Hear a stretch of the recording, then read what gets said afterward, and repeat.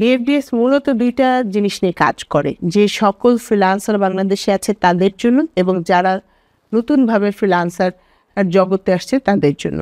যে সকল ফ্রিল্যান্সাররা আছে তাদের আমরা লাইফস্টাইল থেকে শুরু করে তাদের সাস্টেনেবল অকুপেশন হিসেবে ফ্রিল্যান্সারকে দাঁড় করানো, তাদের ফিনান্সিয়াল বিভিন্ন ধরনের সুবিধা দেওয়া, পলিসিগত উন্নয়ন, গভর্নমেন্ট থেকে বিভিন্ন রকমের ট্রেনিংয়ের ব্যবস্থা করা, মেন্টরশিপ দেওয়া, ওয়েলফেয়ার ফান্ডের ব্যবস্থা করা এবং হায়ার এন্ডের যে সকল ট্রেনিং আছে যার মাধ্যমে তারা বিদেশে সাস্টেনেবল অবস্থানে থাকতে পারবেন সে ধরনের সুবিধা তৈরি করা হচ্ছে বিএফডিএস এর কাজ।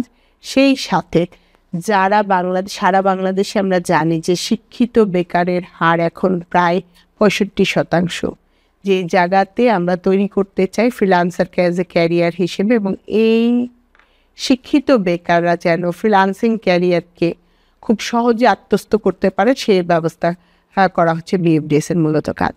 এবং ভবিষ্যৎ মার্কেট সাইজ এখন পর্যন্ত 1.5 ট্রিলিয়ন মার্কেট সাইজ, যেটা 2026 নাগাদ 3 ট্রিলিয়ন হয়ে যাবে।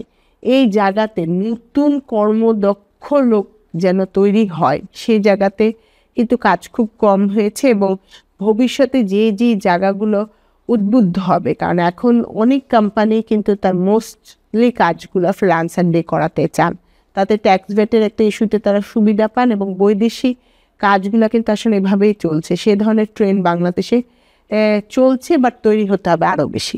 বাংলাদেশের অর্থনীতিতে বিশাল ভূমিকা, কারণ তারা কিন্তু দেশে বসে রেমিটেন্স ইনকাম করছে। ফ্রিল্যান্সিংটা বাংলাদেশের জন্য একটা আশীর্বাদ, স্পেশালি টেকনোলজির এন্ড থেকে। আমরা যখন 2009-এ ক্রিয়েটিভিটি ইনস্টিটিউট শুরু করি, তো আমরা প্রথমে যে কাজটা করতেছিলাম যে আমাদের একটা কমিটমেন্ট ছিল যে একটা ছেলে স্কিল হওয়ার পরে তাকে আমরা মার্কেটে প্লেস করবো, লোকাল মার্কেটে। কিন্তু যখন আমরা 2009-এ কাজ করলাম তখন দেখি যে লোকাল মার্কেটটা আসলে এত বড় তখন ছিল না যে আমি একটা ছেলেকে স্কিল করলে প্লেস করতে পারছি। তখন আমার কাছে মনে হলো তাহলে আমরা যে ছেলে মেয়েগুলোকে তৈরি করছি তাদেরকে যদি আমরা আসলে এই স্কিলের পাশাপাশি যদি ফ্রিল্যান্সিংটা কীভাবে ইন্টারন্যাশনাল মার্কেটে করতে হয় সেটা যদি আমরা শিখিয়ে দিই তাহলে তারা কিন্তু ঘরে বসে দেশের বাইরে কাজ করার সুযোগ পাচ্ছে। আমরা বাংলাদেশে প্রথম প্রতিষ্ঠান যারা আসলে একাডেমিক সিলেবাসের মধ্যে ফ্রিল্যান্সিংকে ইনক্লুড করি, এবং এইটার পরে গিয়ে আসলে এটা একটা ভালো রিভিলেশন চলে আসে। কীরকম? তখন দেখা গেল যে ফ্রিল্যান্সিংটা সবার মধ্যে অ্যাকসেপ্টেন্স তৈরি করছিল। আমরা ক্রিয়েটিভিটি এই পর্যন্ত প্রায় 90,000 ছেলে মেয়ে তৈরি করেছি হাতে ধরে আর কি, হ্যাঁ, যেটাকে বলে হাতে কলমে।